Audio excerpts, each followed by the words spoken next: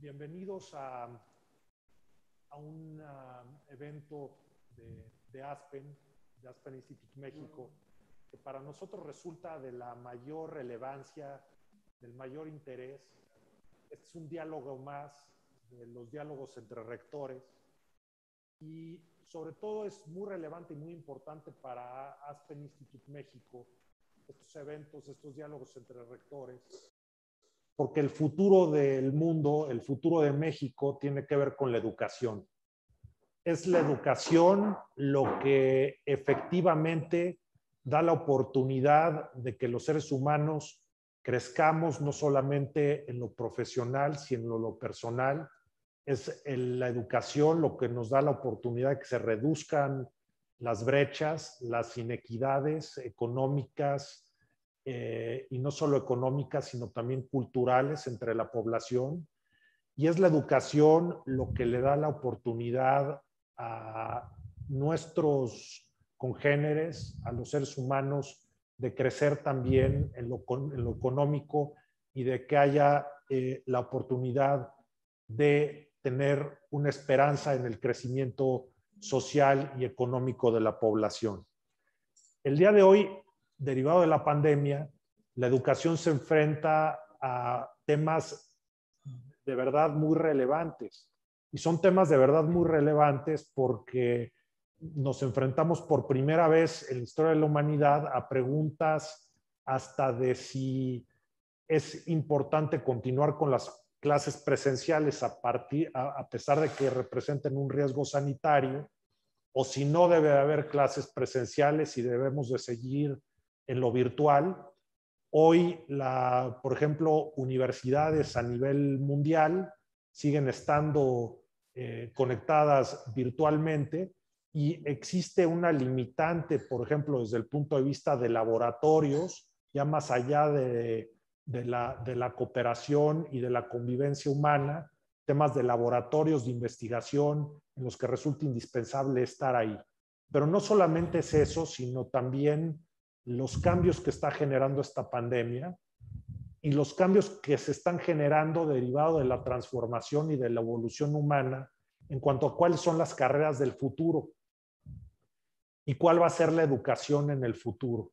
Y en algunas ocasiones hemos llegado sorpresivamente a conclusiones que nadie estamos seguros de cuáles van a ser esas carreras del futuro. Y hoy tenemos el honor de contar con nosotros en este diálogo entre rectores con las dos gentes más, tal vez más importantes desde el punto de vista educativo de Laureate Universities. Laureate Universities, denominada también Laureate Education Inc., es en primer lugar parte del consejo de Aspen Institute México y ha sido un gran colaborador en los distintos programas que Aspen Institute México ha realizado a lo largo del tiempo y representa para nosotros hoy un gran interés por el hecho de que Laureate, nada más en México, cuenta con aproximadamente 250,000 estudiantes, lo cual es por demás relevante. Ya nos platicarán un poco de su visión, de cómo están viendo la pandemia y el futuro de las carreras y de la educación.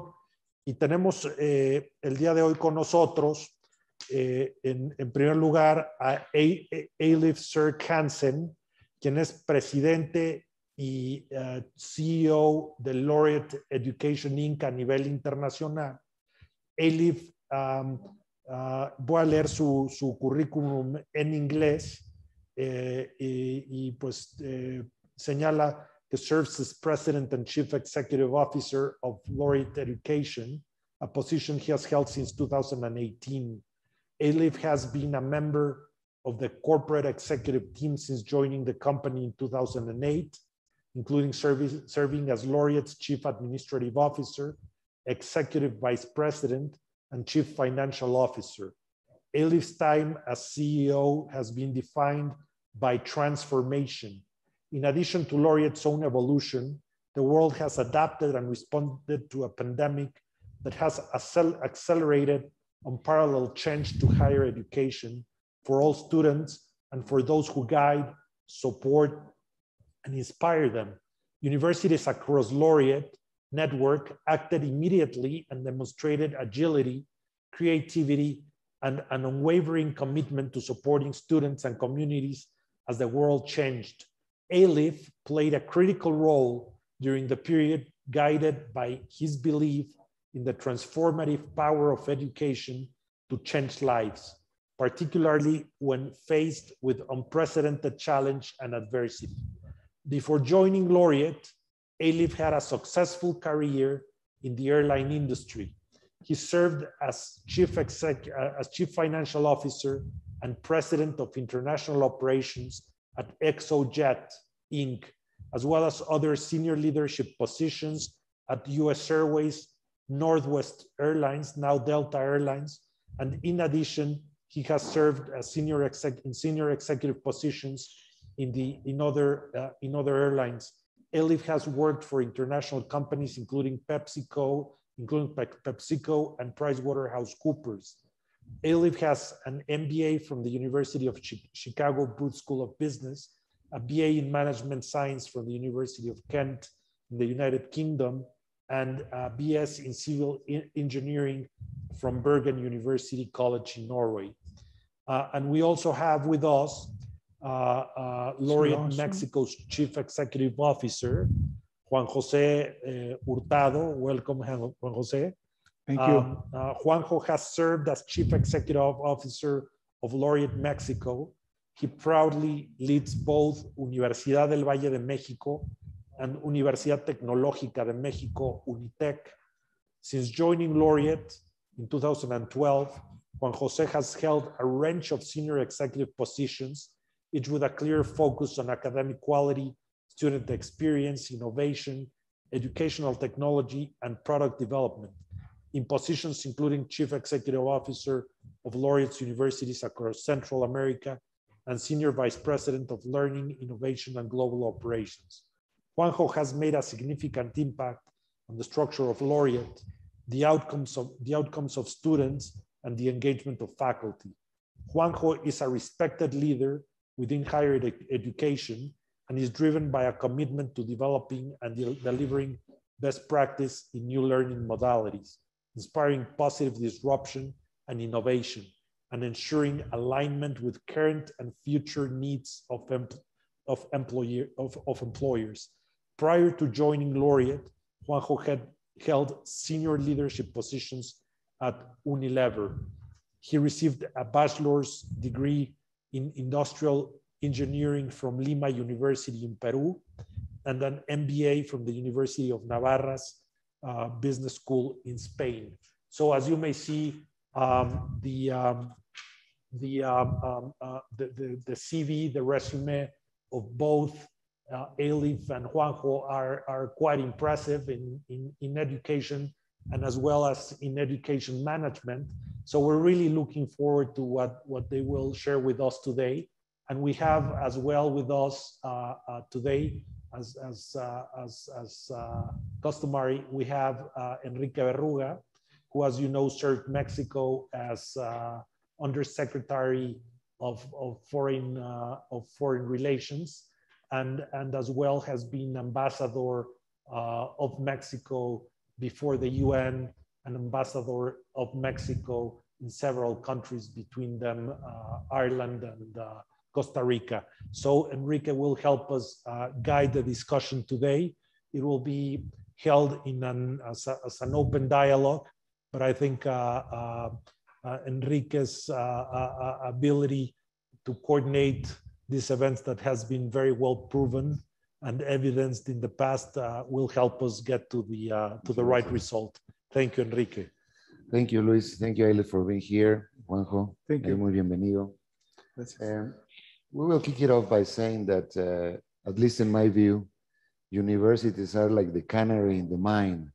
They tell you whether the air is clean, whether it's blowing fine, or whether you should leave, right? It's an area of testing society in many ways. From that metaphor onwards, Eilif, from your world perspective, how do you see the trends that are unfolding in education? Where is the mission of education in our modern world? It's, I love your metaphor, and I couldn't agree more. The mission of higher education, I see really two important, distinct, but separate missions among universities in society today. One mission is for universities to help solve big problems for society. And most recently, with the COVID outbreak, you saw how important the role of many educational institutions were in preparing for the health crisis, preparing to the response, and of course, finding the appropriate medications and vaccines needed. Then the second mission is really to democratize knowledge. It is to expand the middle classes. It is to provide society to be a fairer and more inclusive environment. And it is in this second category that the Laureate education institutions are focused. We measure ourselves every day on how we can help expand the middle classes, how we can create opportunities for young people to engage in higher education and enter the middle classes and be constructive members of their societies. And absent that access, that could have been a lost opportunity. So right from the inception, you have the labor market in mind in Laureate. Absolutely. Our focus, we say internally, we are student-centric. So we have a maniacal focus on how can we make sure that our students not only are successful and graduating, but that they are getting better jobs at higher pay rates sooner upon graduation in their field of study than neighboring or alternative institutions. And for us to accomplish that, we have developed very deep partnerships with industry to understand where tomorrow's jobs are, because we are preparing our students for tomorrow. Juanjo, you have a privileged view of, or viewpoint on what Mexico is all about, because you have what, how many campuses in Mexico? 60 or something? 41, 42 campuses. 42 campuses in Mexico. Yeah. So you have a network that enables you to see regionally and nationally Mexico in a very, say, peculiar way and enviable way. What do you see here? I mean, in terms of the role of education from UVM in Mexico? Well, we thank you for the questions, and thank you for the invitation. Really, it's a pleasure to be with you and trying to share what we are thinking about the education in Mexico. And for us, really, we have a first very strong mission. We are here to transform lives. We are here to help the young people and the ones that want to be in our classrooms, virtually or physically now, transform their life. We are a network, we're an international network, and together with Eilif is working globally. We are trying to bring to our students what we call accessibility, which is not the cheaper one. It's access to the best education, whatever it means in terms of technology, in terms of evolution of our careers. You're proving that you don't need to be expensive in order to be good. Exactly. We need to be closer with it. Or so expensive, because some of these institutions are just unbelievable. We need to understand what the real life day-to-day needs in Mexico. And we are doing that every day. For example, last year we renewed around 600 of our programs in one of our universities. And in the other, this year, we are going to renew 450 curriculums. Why? And how do you do this adaptation? How do you do it? I mean, what is the information that you gather? You know, say we have to change engineering from this to this, or accounting from this to this, or in our case, and probably you can then talk about globally. We are really very close what the market needs. We have two very important teams that are consultant. We call the Consejo, the Consejos, that are external players, very well renowned in the market. One for Unitec and one for UVM, no? And they gave us the feedback, what's going on in the market. We listen what we discuss in Aspen as well, and we are putting all the initiatives that we're working together in order to understand what are the things that are evolving? For example, in the COVID, okay, we can't make all the training for our future doctors in our hospitals. Mm-hmm. And we invest a lot of money bringing simulators into Mexico. Simulators that are in Germany, simulators that are in Europe. We bought them and we put them in front of our students, and we reduce the needs of the exposure to our students into the risk of being in a hospital, at least a period of time. So that things is something that really we feel proud. That's very unique. And this is something that, well, following the... So you have, Eilif, you have these worldwide gurus, say on health sciences or on financing or whatever, figuring out what's coming next. So education is relevant all the time. Do I understand it well? Exactly right. And we are not going to figure that out in a vacuum by ourselves. We're going to figure that out through dialogue with industry partners. So the fourth industrial revolution, or the digital revolution that we are in the middle of right now, it is very hard to sit here today in 2021 and say what the world is going to look like in 2025. But to have the best shot of doing that, we will partner up with companies that have high demand for talent in tomorrow's environment. So we have partnership with AWS, we have partnership with IBM. We've been working very closely with Google and other big employers to understand what is it that they need. And in some cases, we actually go further than that. We design the curriculum together with them. So we are saying, this is our cybersecurity program. Mm-hmm. And they will say, these are good components, but there are emerging trends here that we need capabilities for. And then we get their input, we iterate together, and then we will revise our curriculum to be relevant for them. Because again, remember how we measure our success. It is our students being job ready and getting those higher paying jobs and can have an impact in society upon the graduation. So this is the method you found in order to be, say, one step ahead of the change, if I may say so. Yeah. Well, it's a very difficult challenge, Juanjo, because the speed of change is so rapid. I mean, in terms of artificial intelligence or robotics or mechanization and so on.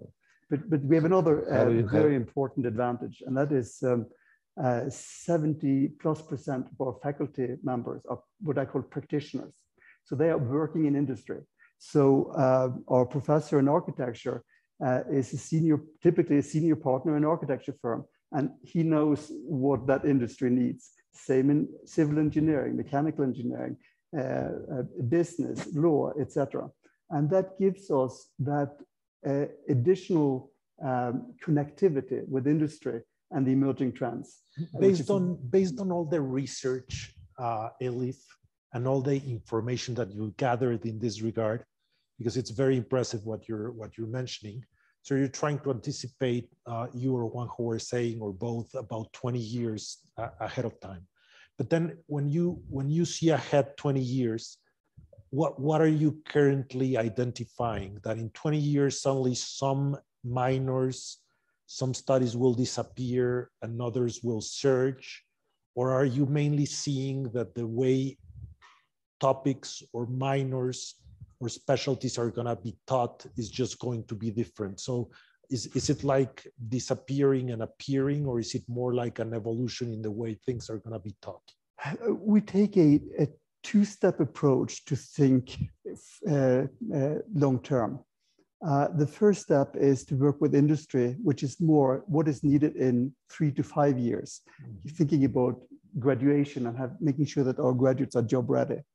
But then the second element is to making sure that employers can upskill their employees.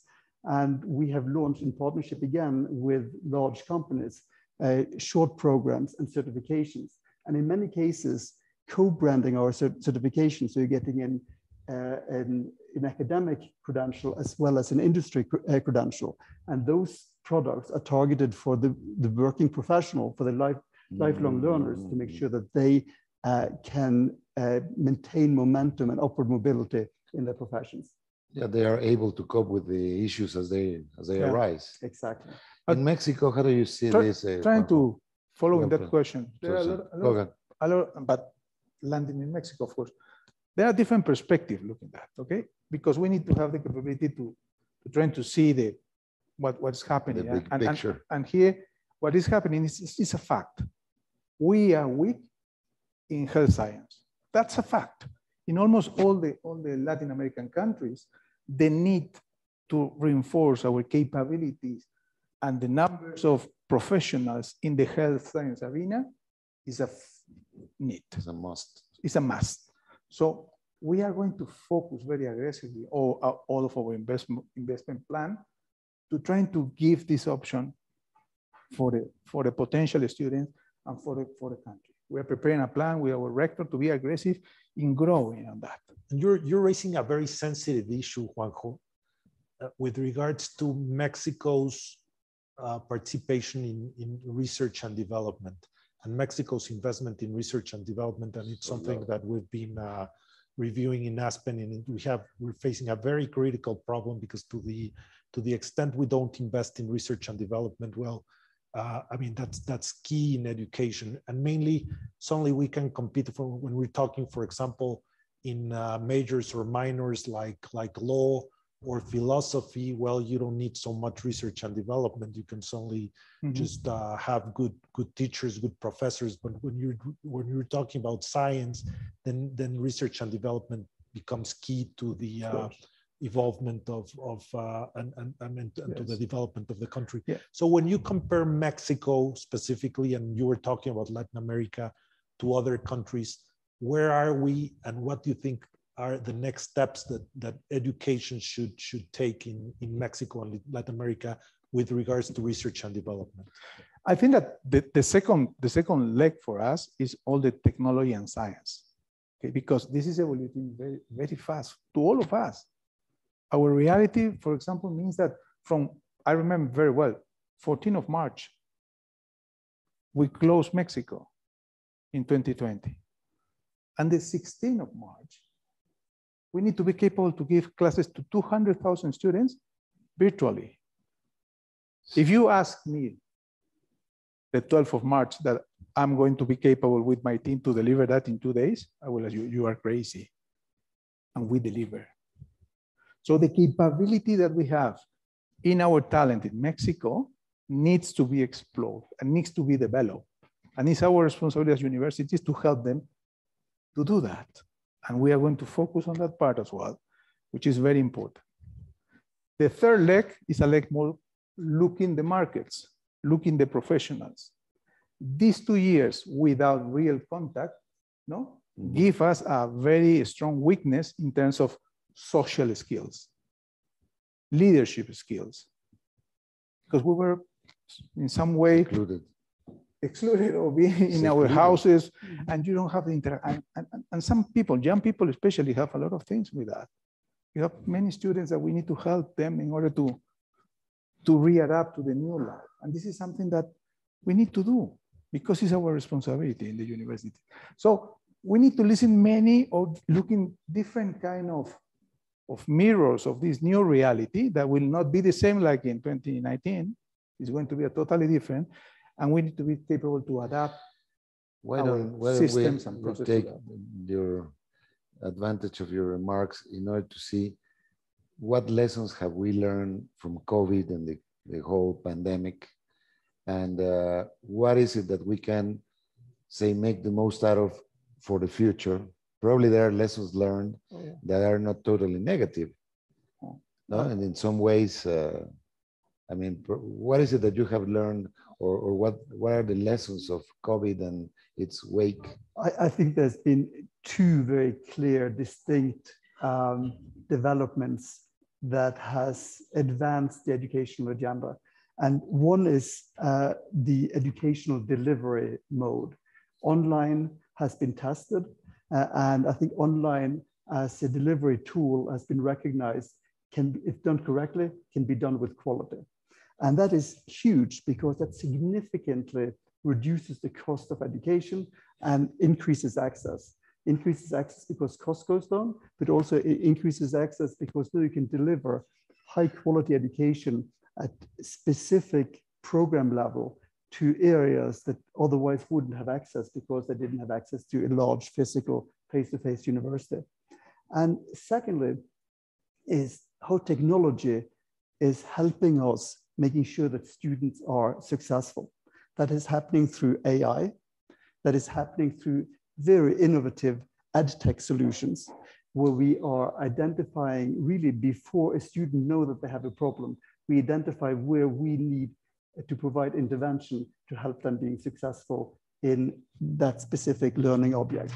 And those two capabilities, both in the distribution and the student-centric approach of helping students being successful in graduating their programs, has accelerated the digitalization of higher education. Isn't there the temptation, I ask you both, that you have only one professor of economics, for instance, the best, and that caters for 200,000 students, instead of having 25 professors or 50 professors? Isn't there the temptation that you only have one that is the best on law or architecture you mentioned, and then the rest are dismissed? I think that there is a temptation to leverage the best professors in communicating what I call the 101 topics. But then you need the broader range of educational professionals to help the students on a one-on-one basis, on grading, on seminar groups. So like yes, a tutor rather than... Right, so you can specialize the faculty in a way where those that are performing in front of the camera for big lectures are doing that in the most effective way for students, and those that are working in smaller so there will be most likely there will be like a mixture of, say, a high-level lectures, and then when it comes to learning, is having somebody that guides, a real tutor, a professor. Right. Is that the way you're saying and it? And that second category will also be much more adept at using technology as a tool for helping their students. And that is very interesting, but I have a question, and I've been having a conflict with regards to this, because at one point we were thinking, since we have such outstanding professors worldwide, what would happen if suddenly the lecture is given by the top-notch professor on some specialty that he only knows as he knows? But suddenly you consider, well, that'd be great, because then all students would have access to the knowledge of that specific professor, and sounds wonderful. But suddenly you think about what's the downside of that. And what I think, and I'm a university professor, suddenly when I'm lecturing, I suddenly end up lecturing to myself. So I'm suddenly lecturing, suddenly knowledge or new findings start coming out that if I were not doing that, that would not happen. So suddenly that interaction between the professor and the students is what has taken us where we are, because it has not been only the top-notch guys. I mean, for those top-notch guys to get there is because at some point they were not so top-notch. You see what I mean? I see what you mean. Let me make one comment, and then I hand over to Juan. Today, 31% of 18 to 24-year-olds in Mexico participate in higher education. In the United States, it's 62%, so 2 times that. Imagine what we could do with the current infrastructure today in Mexico, with the current population of teachers and professors and faculty members, if they could double their productivity, and you could lift into higher education another 31 point of 18 to 24-year-olds. That to me would be a win-win situation, where you advance the educational agenda and the economic prosperity for Mexico by embracing the digital way of leveraging education, and you will do it in a much more affordable way than currently is the case in the United States. But yeah, no, that's very, very well in line what you said. No, the education process for young people have a lot of ways to do that. Now, of course, giving them the opportunity to have a real guru of one topic or a real, we made that, no? And we call them master classes, which is we have an audience of 400, 500 students and listen one key, no? Enrique Olvera, for example, somebody that has a name that gives them the exposure to listen to a real successful guy in different areas, no? And we are doing that. But in the other hand as well, what we need that our students have the possibility to prueba error, no? To learn from how to implement, because our students that we are preparing to be in front of the line of the day-to-day and be better than the competitors. Because this is a professional career. This is something that we need to prepare them to be the best in terms of human beings, which is very important for us, and we invest a lot of time in terms of develop their soft skills, the human skills, because we don't believe that we have a good leader if we don't have really strong soft skills. And the other is all the technical part, that we need to look ways to innovate and to be at the top of the processes that we have for us, no? In that respect, Juanjo, how do you see some people, say specialists in education, have told us that you look more for attitudes and abilities today than knowledge itself, because some hard information you can find through Google or whatever you like, but there are some abilities.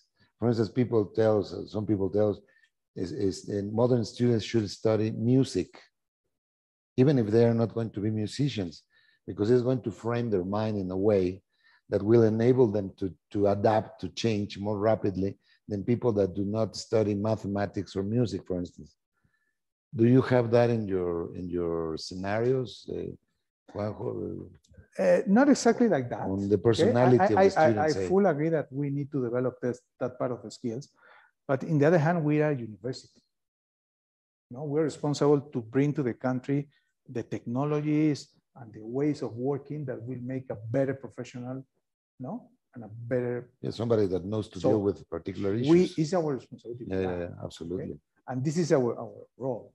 We want to bring or to have the best doctor. And the best doctor needs to talk about medicine, doctor. But on the other hand, to be the best doctor as well, you need to have the other kind of capability. So we made a balance. No? And this is our role of university. We are not an institute that we are selling courses. Of course, there is a big market to that, and we want to attack that in order to mitigate the gaps on the soft skills. My generation, needs to have the new technologies into our brain, because this is the future. If I want to continue growing in the company or doing better jobs, you don't even know what the tools are. No? So, and yes, there is a mission for that, but our roles as educators at university is bigger. So it's more complex today running a university than 50 years ago. It is, and come back to our thesis. We want to make sure that our students are job ready. There was a very interesting piece of research conducted a couple of years ago that concluded that 90% of faculty felt that their students were job ready. 30% of HR manager said that 30% of their new hires were job ready. So there is a huge expectation gap between what faculty at large feels and what HR managers are experiencing. And we are taking the approach that we want to close that gap.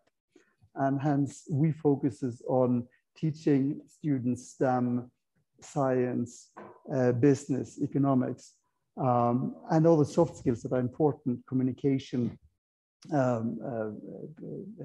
technology, collaboration tools, etc.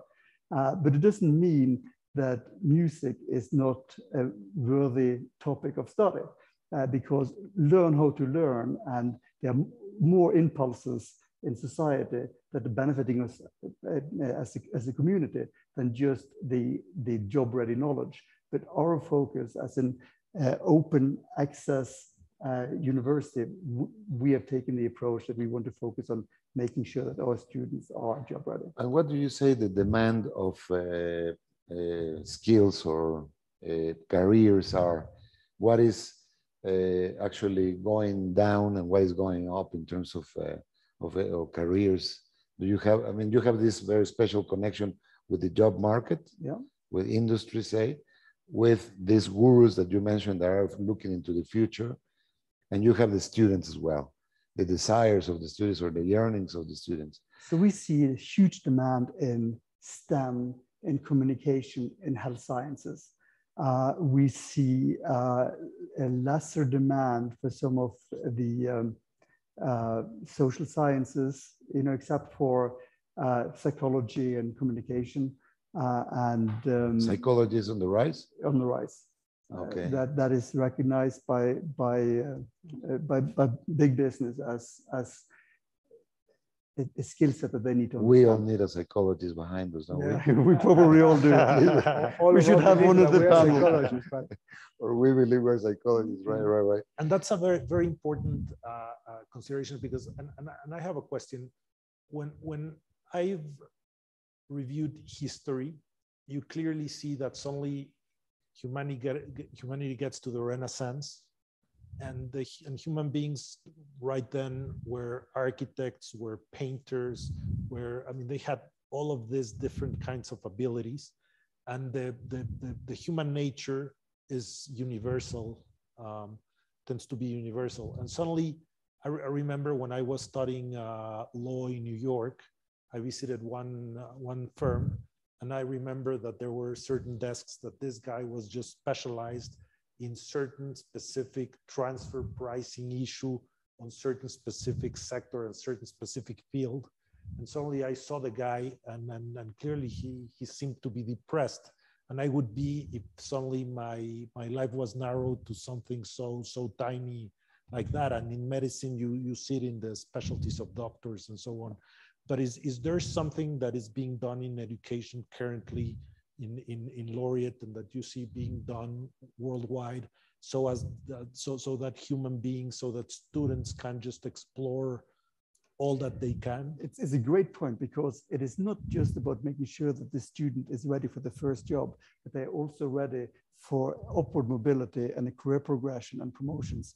So if the first job is going to be very technical in nature, transfer pricing, the entire study shouldn't just be transfer pricing, but it should be sufficient skills so a person could get an entry-level job in a specific field, but broad enough that he or she can continue to develop, learn how to learn how to collaborate, learn how to perform research.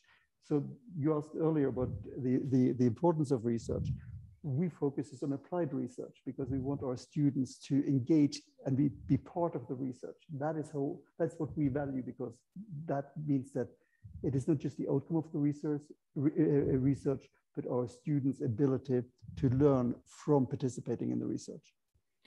Yep, and what we are trying to do now is trying to give at least the first the first 2 years the base of the social skills to all the students. In order, then the specialization will come, no? And day by day we are building more careers because the market needs that. Now, for example, the other day we were discussing trying to look for innovation about the career of mathematics. Mathematics in theory is an old career. Yeah.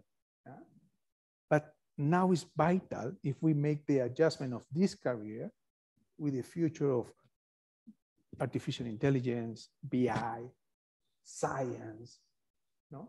Because now everybody's working with that and everybody's simulating and trying to have so this career now is renewed, and we need to adapt that career to what the market needs. One thing that the society needs now is amazing the number of veterinary that we need to develop, because now almost all of us has at least 1 or 2 pets. We don't have enough veterinaries in Mexico, no, to satisfy the need. So this is a huge important opportunity for guys that want to study medicine or something like that. Veterinary is a beautiful opportunity, and it's growing day by day. And what about what about technical studies? And I'll tell you what I've faced in the past and see how you have identified this issue. I remember I studied at UNAM. The Faculty of Law has between 10 and 15,000 law students. And nowadays, I sometimes find some of my former colleagues, former fellow students, and suddenly they are not practicing law, but they are taxi drivers or they are working in business and whatever. So at some point in time, I'm not sure it's so important nowadays, but at some point in time, it was very relevant for human beings to say, I hold a university degree. And then I saw what was happening in some other countries like Germany, for example, where technical studies were incredibly important.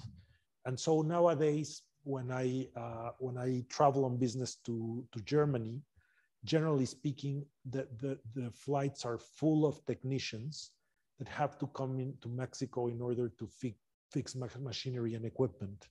So clearly speaking, we have maybe, I'm not sure, but maybe we have an excess of professionals and we have a shortage of technicians because we have to bring them from Germany or from the United States. So the question is, if that is identified, and if so, how do you deal with that, or how could that be taken care of in the future? I 100% share your perspective and the importance of a technical degree, technical vocational degree or education. And Germany is a great example where a tech voc education is viewed with prestige and recognition by society, by employers, by the government, by leaders in the community. In many other countries in Europe, that's not the case. And I think it's one of the reasons why Germany has been such a powerhouse in Europe. And similarly, in many countries in Latin America, similar biases against tech voc. So it's a cultural question. It's a cultural question. But in Chile, they have really embraced and recognized technical education. And there are great careers, great outcome, great upward mobility for people coming out with technical vocational degree. In Peru today, we are piloting, we have a technical vocational institute in Peru. We're working very closely with the government to create access and have employers and government recognize the quality of the education. And it's also a topic that is frequently on Juan's agenda with his executive team here in Mexico, how we can work with government and employers to do the same in Mexico. I think that there are so many 18 to 24-year-olds that would be much better off with a 2-year technical degree, and they will excel at it, versus embarking on a 4-year traditional undergraduate degree that may not interest them at the same level. Yeah. If you allow me to answer about Mexico perspective. In Mexico, you have 3,200 private universities, 3,200. 50% of them are the segment of price. Okay, so if you want to, if our mission is to give education of high quality, fight against them, no, is very difficult. What does it mean? That a title, professional title, is cheaper than a good technical educational program. Independent of that, we make a bet, and we have a technical institute in UVM. Unfortunately, we are not growing like that, because really the market or the potential students are not listening well our proposal of 2 years of. It's that cultural biases that you referenced earlier. We are making that 2 + 2. If you study 2, then you can stop. And if you study 2 more, you can have a professional degree. Okay, that's a very important offer. But the market are not understanding that. I think that we need to rethink our strategy. And what we are doing is make a zoom view, you know, where are the possibilities. We're talking with some big professional technical maquilas in Guadalajara, trying to what we call make a hole in the wall. So develop their teams, their people, no, with a technical diploma for them. So be more aggressive on that. We developed a beautiful in the north, trying to support Pemex, but unfortunately we were not successful. I was thinking of Pemex. Who is an oiler? Yeah, and where do they study or where do they go? I mean, we built a if you're an oil engineer, well, that's one thing. But if you're going to be, just retrieving oil as such, where are you getting that? You have to learn on the way, right? And in the way as well, the recruiters are looking. I have here a paper of a technical. I have a paper here of an engineer. Yeah, who you need? Who you? What's your choice?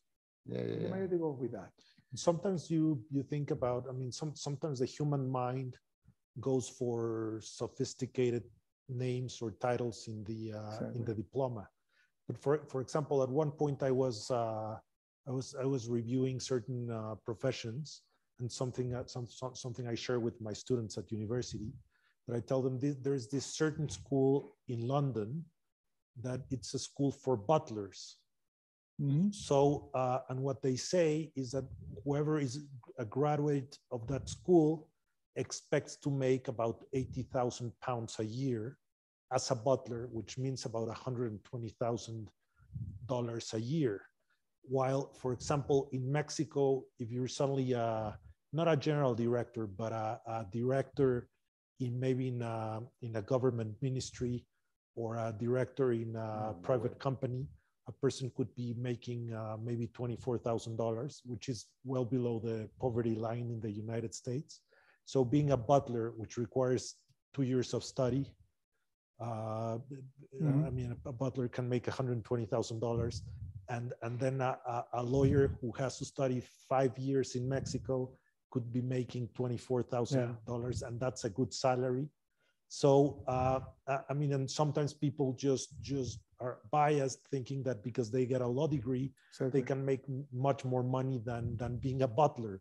So is there somewhere, somehow, where this is identified? Like, I mean, if a butler is making $120,000, obviously a top butler, but it's because there's maybe a lack of butlers, or there's a demand for these kind of butlers that are very sophisticated and prepared. But is there like some kind, when you have universities all around the world, is there like some kind of study, like if you study this, I mean, this you're gonna be making so much, and there's a shortage here, and there's an excess there. Is that currently? I mean, is that currently researched, or is that compiled anywhere, or not? I'm sure there are data on it that I don't have handy in front of me, but I do think that there are always going to be small niches where there are going to be supply-demand imbalances, and it's going to take some time for the labor rates to find its equilibrium. But I think the opportunity that we are potentially missing is, we go back to the oil worker example, where you need operators of specialized equipment, and there are no textbook education that provides that. So instead of hiring the relevant, competent personnel, employers are forced to hire graduates that also do jobs that they don't really want to do, probably not so good at it. And the employers then have two choices: push people to do things that they don't want to do, or just say, listen, we just need to take a guy off the street and train them ourselves. And they're spending billions of dollars on training their workforce. And that, I think, is at risk for universities and educational institutions, that they're going to get marginalized unless there is a way that we address this problem. And but again, I think it is not just on the supply side from universities. It is on the societal demand side, the recognition, the government underscoring the importance, employers partnering up with universities and institutions in order to develop the right type of programs, make sure that students are hired in the early years, etc., to get it kickstarted. There is definitely a need for, say, a certified mechanic, for instance, somebody that when you hire them, you know that they know about mechanics. Yeah. That it shows somewhere, right? Some of them are done in the job. I mean, people are just there with lots of cars and stuff and fix things here and there, and they get the skill as they go along. Yeah. But actually, I think there's a niche, as you mentioned, for education on that. And I think Mexico is missing a great opportunity in that respect. Probably we use the framework of the money framework that Luis was mentioning. So if you specialize in, I don't know, dentistry, you're going to earn $40,000 a year. If you are a good mechanic, you may earn 100. Yeah. Probably there would be more good mechanics. But don't confuse skills development and technical careers, because this is very different. Okay. Right. And because, for example, I read what are the skills most relevant or most with best paid 2 years ago? And you know which one the first one that was?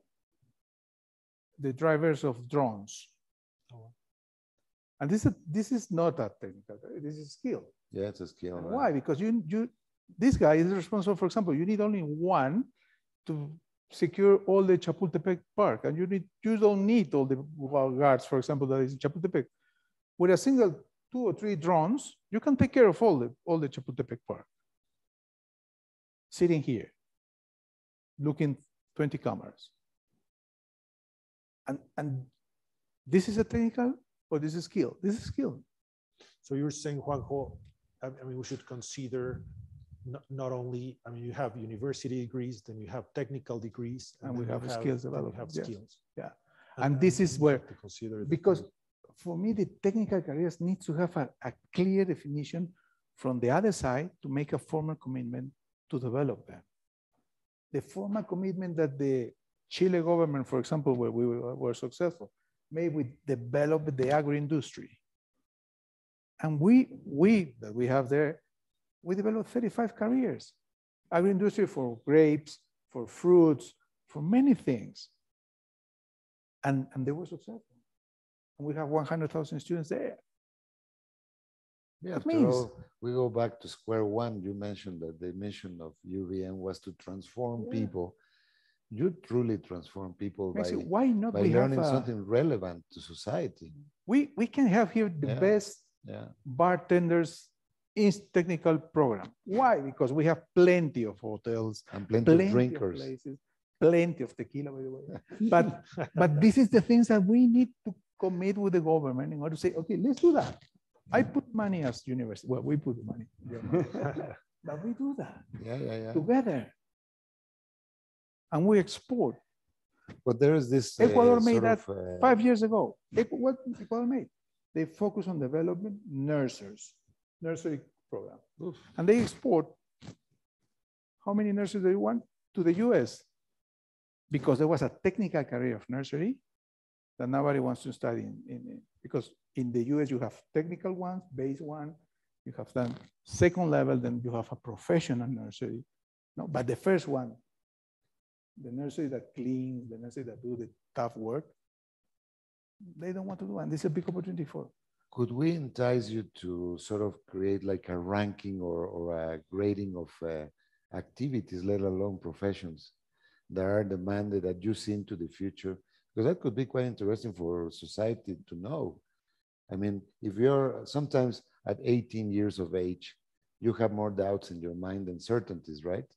And all of a sudden, oh, my father was a lawyer, so I will be a lawyer, or my father was an engineer, or whatever. But if it's like a guiding sort of a compass, if you will, for youngsters to say, listen, if I want to make money, I know that in 10 years' time, this will be tremendously profitable. Or what I want to do is to develop myself on the arts. In what field within the arts would I be more successful?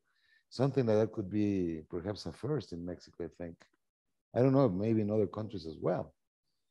I think it's our obligation to put effort and energy into understanding where the trends are. So you don't become a doctor because your father was a doctor. You don't become a nurse because your mother was a nurse.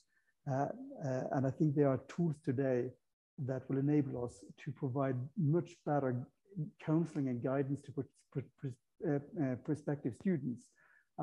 There are technology tools and apps. There are aptitude tests that can be easily deployed.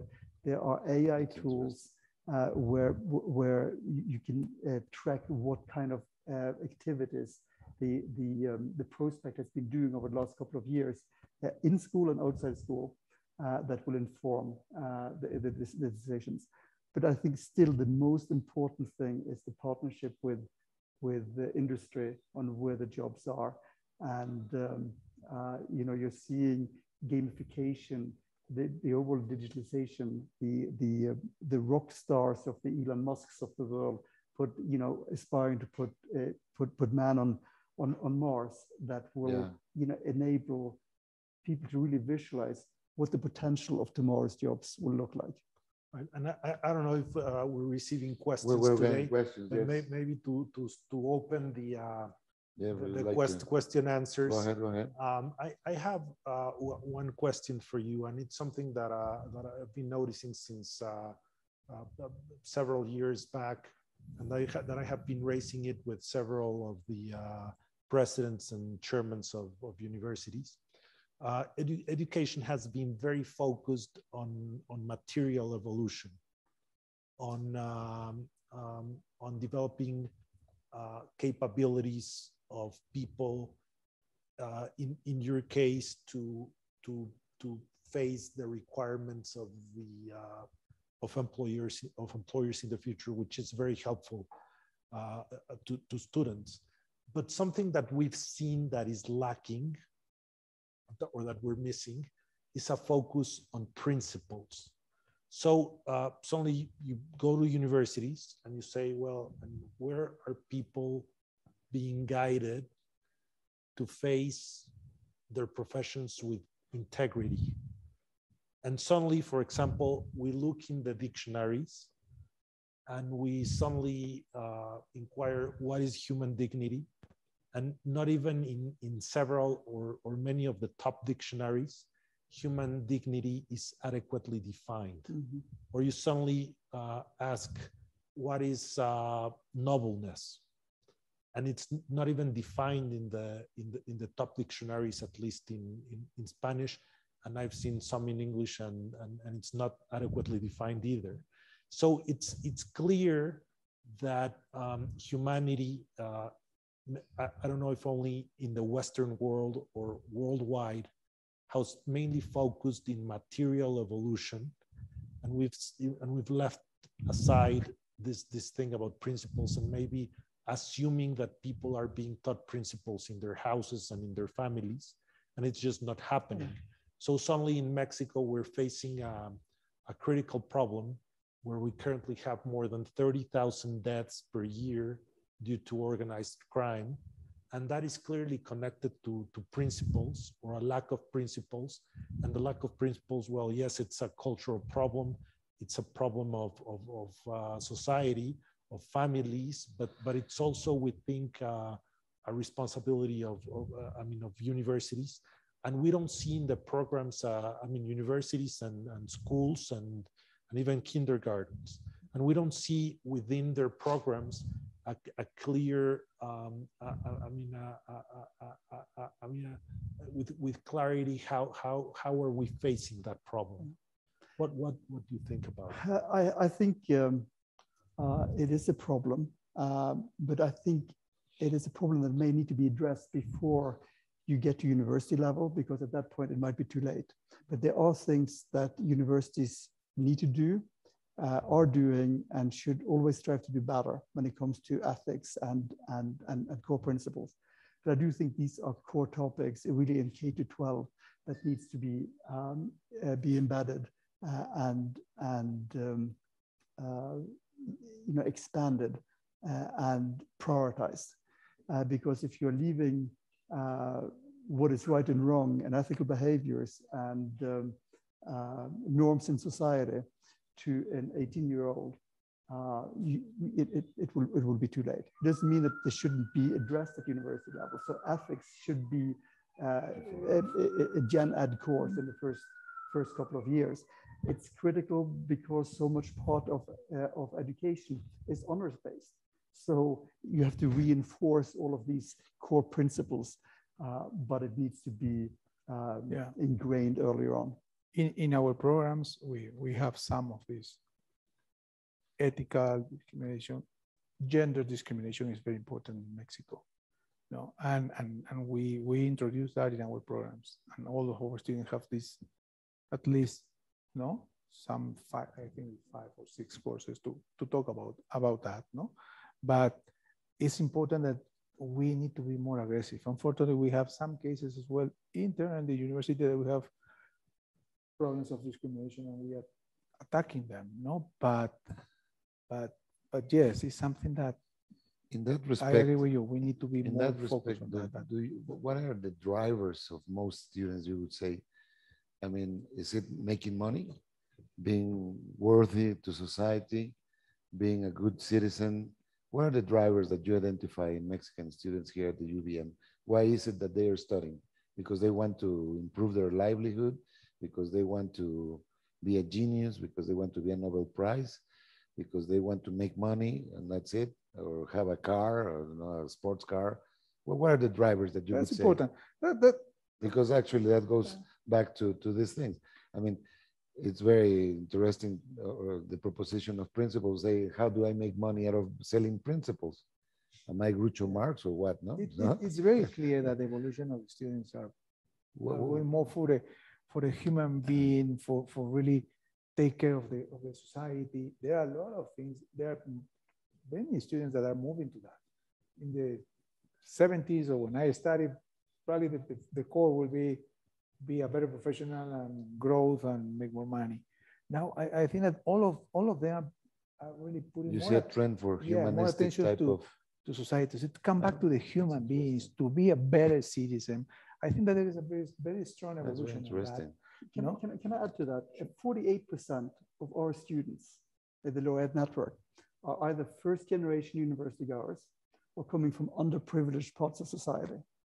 I think what really motivates, that part of our student base is they want to provide upward mobility for themselves and their families. They want to provide economic security. They want to make sure that they can participate in society in a way that maybe their parents and grandparents couldn't. And so I think that's it. I would put that as the number one motivation. And then we are a purpose-driven company. We spend a lot of time talking about our mission, which is an access mission, and our student that resonates with our students. So we see the enormous amount of work and engagement our students commit to every day to their society. They feel privileged that they have an opportunity to go to college and participate in the upward mobility of society. And even as first-year students, we're seeing them engaging in community, giving back. We have clinics, we have community service programs that are driven by students for students. And again, that civic engagement is at least at our institutions, a big driver for attending college. That's good to hear. So it's important. For example, yesterday we were in a dinner. We have around 12 Olympic in UVM. Is that right? Yeah. Olympic athletes. We feel proud, Olympic and Paralympics. And we feel proud that we won 2 medals. 2 medals. 2 medals.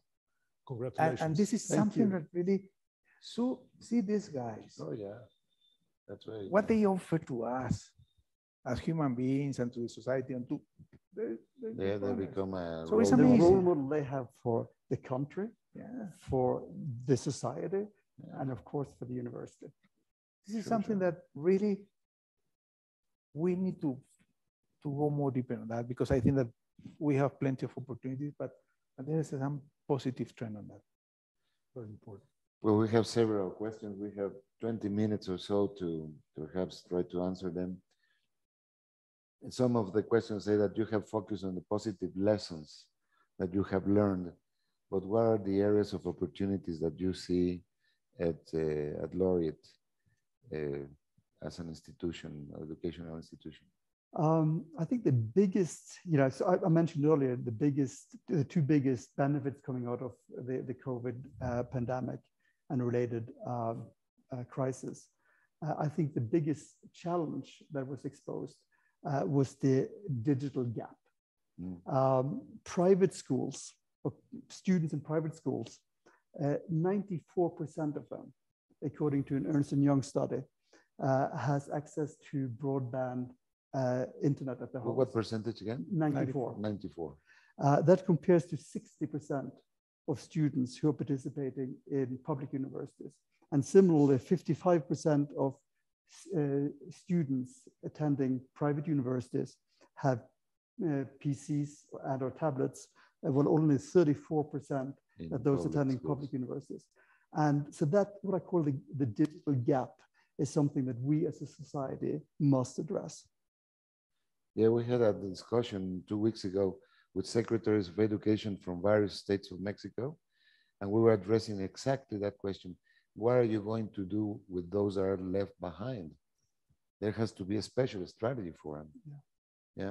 And one another thing that really we are working very hard is we call attrition, but it's the desertion, the students that leave from the universities at the first or the second year, the attrition one.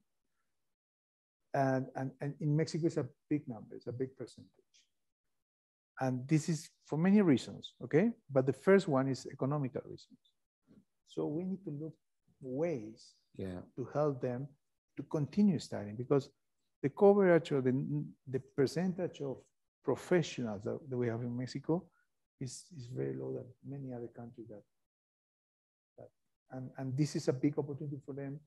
It's a big opportunity for the country. And this is something that we need to work. Of course, we made our part, trying to understand, trying to make some shortcuts to help them to continue studying. But the attrition continues being very high, and this is something that we need to work together. Yeah, that's a socioeconomic issue mostly. Of course, yes. Yeah. But that's also where, if I can build on that point, because I think it's such an important point, is it impacts the attrition, but it's also just the access mission.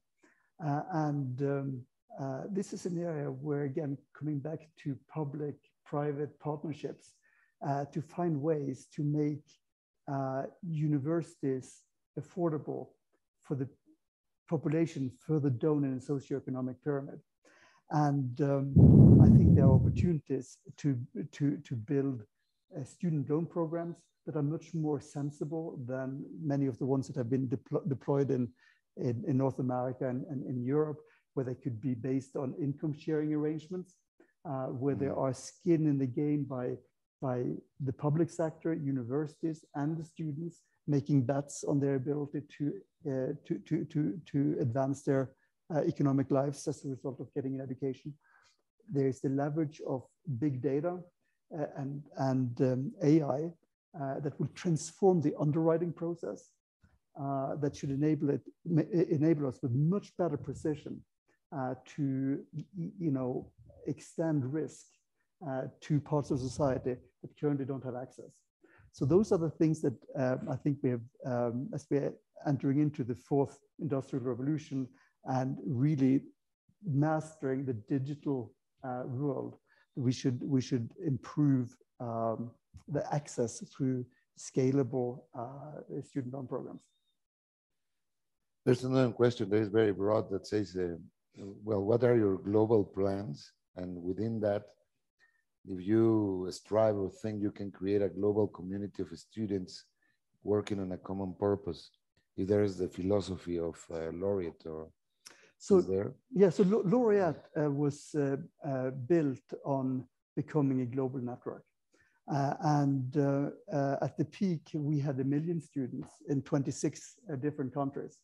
But we found it very hard to create economic sustainability of such a broad-based network. We found that education scales very nicely at the country level. So we have now really transformed Laureate to become a Spanish-speaking, Latin American focused educational network. We are We have 5 institutions, 3 in Peru and 2 in Mexico. We have nearly 400,000 students. We have demonstrated the ability that scale and quality can go hand in hand when we are focusing on markets where we have the right kind of infrastructure and right kind of regulations. I give you an example with UVM. We acquired UVM 20 years ago. It had approximately 20,000 students, and it was rated number 15, 16, 17 among the private universities in Mexico. Today, we have 100,000 students, and it is rated as the 7th best university in the country.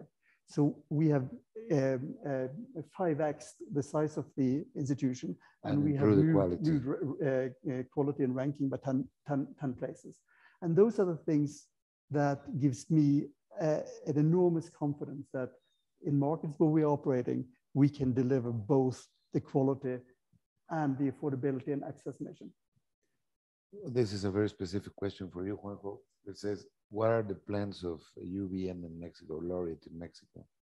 Well, like your long-term being plan? honest, and I'm really feel proud of what my team are delivering in these years, and really we are in a mood of growth now. Okay, we are making a very deep analysis in our 34 campuses that we have in UVM to look what are the kind of careers that we need to incorporate.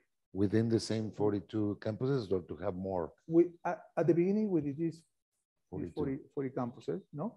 And trying to really have a massive increase of growth there, okay? Our strategy is really to focus on the opportunities that we see, be more aggressive in health science that we talk, more aggressive in technology that we talk, no? And take that opportunity to our students. And of course, continue improving the quality, continue improving the good mood that we want for our students. We are coming back now to the hope, the new normal life, no? But we are looking the flexibility. We are not going to force all of our students to be face-to-face if they don't want.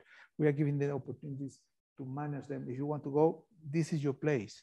This is your house. This is your community. This is your friends, and enjoy and grow from that.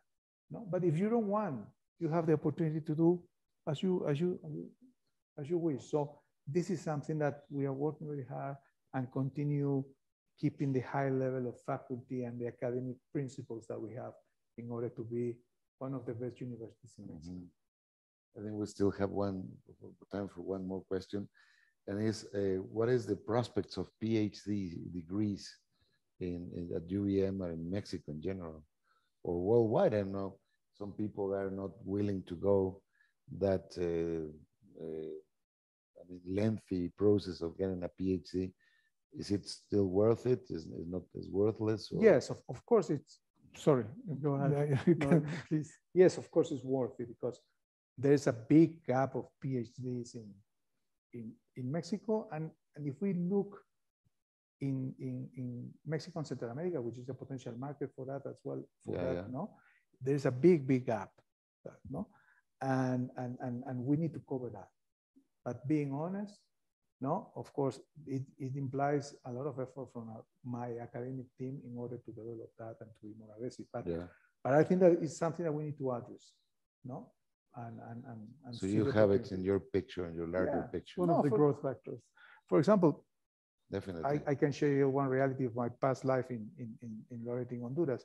In Honduras, they request that for each university, you need to make a calculations to students and professionals have a 45 PhD. And I made the analysis how many PhD there is in Honduras, and there is only 38. In the whole country? In the whole country. So it's impossible that, no? But this gap exists. It's not the level of Mexico, of course, because we have more PhD here and more access to other realities to get the grade. But we need to be more aggressive on that. Absolutely. It looks like a big area of opportunity. Yeah. How are you seeing the future of education, Eilif and Juanjo, with regards to schools vis-a-vis universities, for example, or institutes vis-a-vis universities? because at some points in history, universities have been splitted in schools. For example, in Mexico, at some point in the 19th century, after 300 years of our Mexican university, the university split it in schools. And then again in 1910, they joined together. But then nowadays we see in the world some institutes that are very reputable. I don't know, I'm thinking about some psychology institutes. You were talking about psychology, or for example, the Massachusetts Institute of Technology, where they are focused in certain fields. So where do you see the future? Is it more like more being separate, or universities do add up a lot, or will both continue? I think there are three segments. It's globally, and Juan will cover it more specifically for Mexico. But I think society really needs what I call all of the three various types of institutions. You have the research heavy, often also referred to as elite universities, restricted access, very selective universities.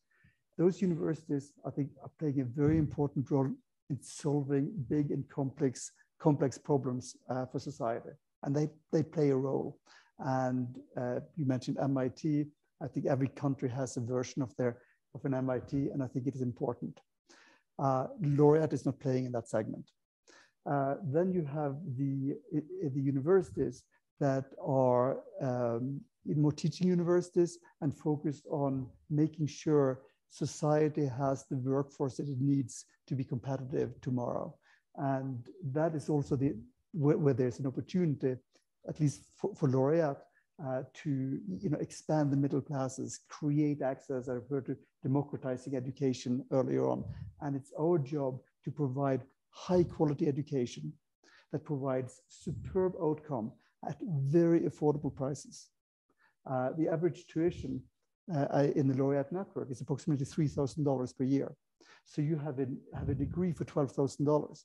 That's very, very different than what you find at MIT and other similar institutions. But then I wanted to add the third layer, which is coming back to our conversation about technical vocational institutions, where it's an important economic driver for society. It enables the inclusion of people into the middle classes that are not participating today because a four-year university degree is not for them. And we're leaving those people behind in places like Mexico because we don't have a developed, respected technical vocational offering that is recognized by government, provided by educational institutions, and addressing the needs of industry. And so I would describe, in an ideal situation, every country should have the three components in higher education.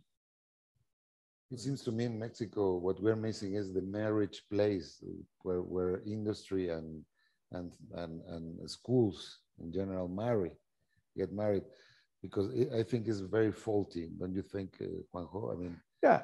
Well, but that connection should be more accurate than we have. No? Needs to be. We need to have. Despite that, I share with you that I feel proud of the partners that I have that are coming to the university and helping us to develop strategies, because they are there, they're in the market, they're in Citibank, they are in many other companies. Right. So this is really important for us to listen to them and trying to help us to develop that. But of course, we need to have more forums where we can discuss that. No? We in Aspen probably is one of the not too many forums discuss about the future of education as you are leading now with this kind of initiative. I was thinking that we can be the high priests of but really good job in that role. But it's something that we need to continue doing. We need a better connection, definitely, definitely. And with the authorities as well, no? To help us to understand our roles, to help us with really laws that allows us, no, to be more fast introducing new careers or new programs, or no. So this is something that together the society, for example, if I want to build now a new medicine campus, I need to have everything in place, including the stethoscopios or the small things in place in the campus 1 year before opening that. So I need to pay 1 year for free on that. I need to have the building ready 1 year. It doesn't make sense. Makes it very difficult, yes. It's like an obstacle. I'm fully agree with all the supervision. I'm fully agree with everything because we are here to serve and to give good academic proposition. But we can talk about it. That's red tape. So that's red tape. We need this kind of commitment in order to increase the coverage of higher education in this country.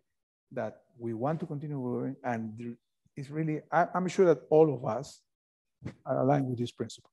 So what we need to do in order to be efficient is a commitment of all of us. In order to finish on time, I have 2 other questions. If there are, there's 1 or 2 more, but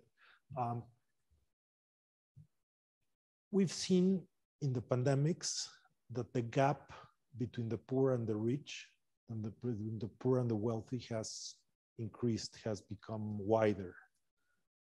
And that worries us a lot because, for example, in Mexico, we now know that there are around 15 million more people that are poor than when the pandemic started. And what we've seen is that the gap is not only growing in countries themselves, but it's also growing between countries. So wealthy countries are becoming more wealthy and poor countries are becoming poorer. And in Mexico, we've seen the middle class kind of facing away, the wealthy becoming wealthier, and just the poor growing and growing. So when you listen to the big corporates and the big companies asking you about what or telling you about what their needs are, do you separate that in between countries? Because, for example, when we see research and development, most of the research and development in the world is carried out mostly in developed countries.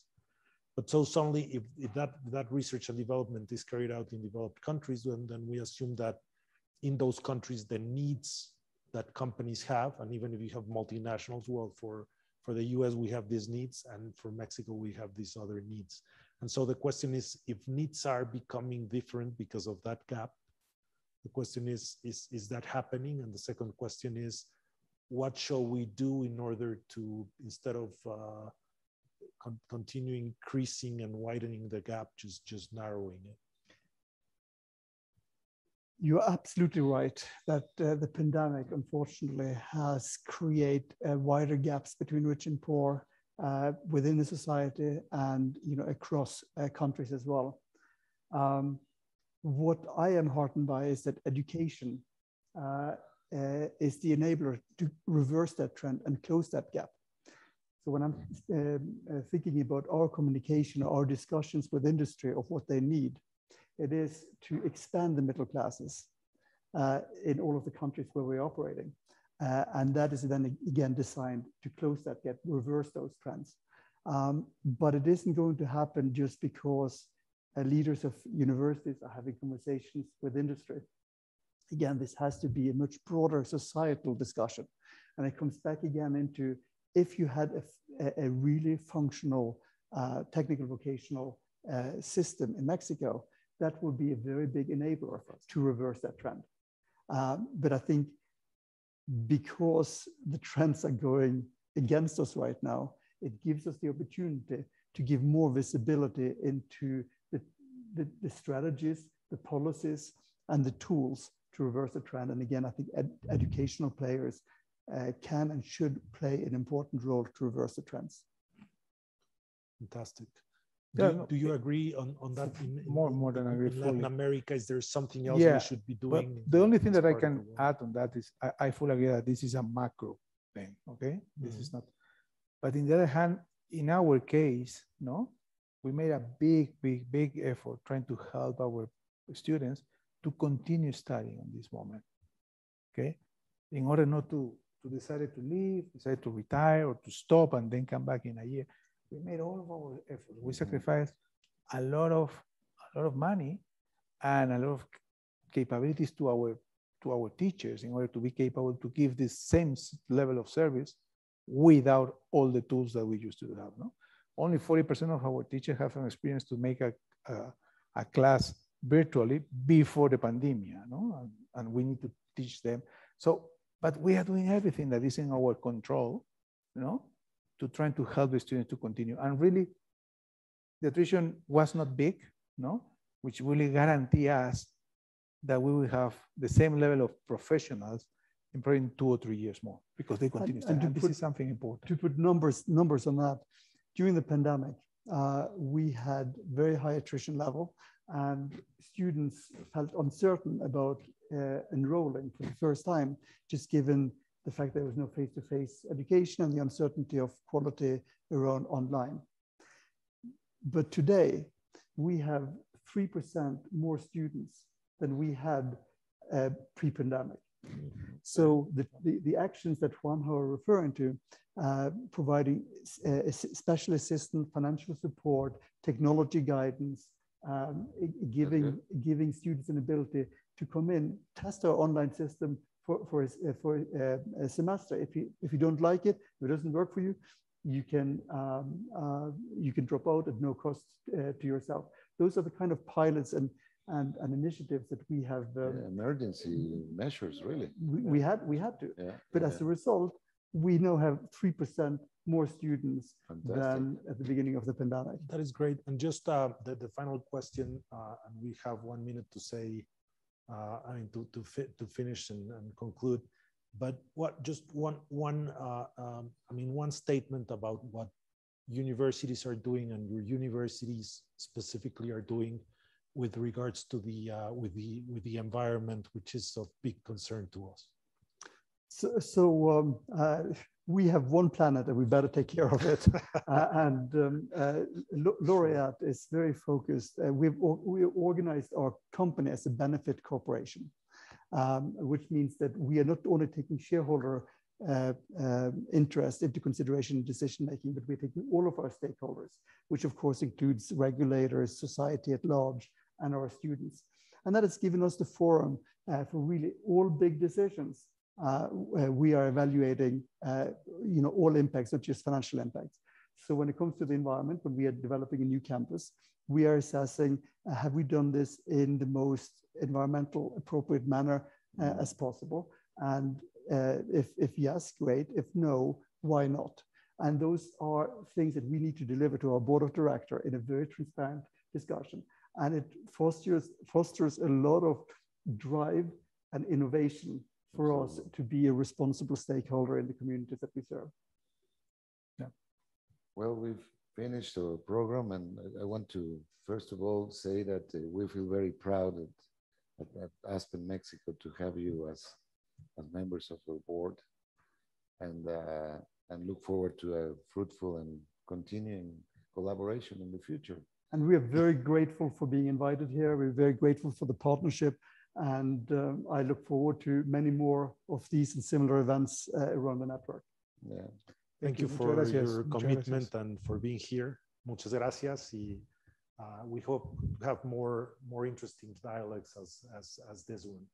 Thank you, and we'll see you next time. Muchas gracias. Gracias. Bye. Gracias. Gracias, Eilif. Gracias, Juan.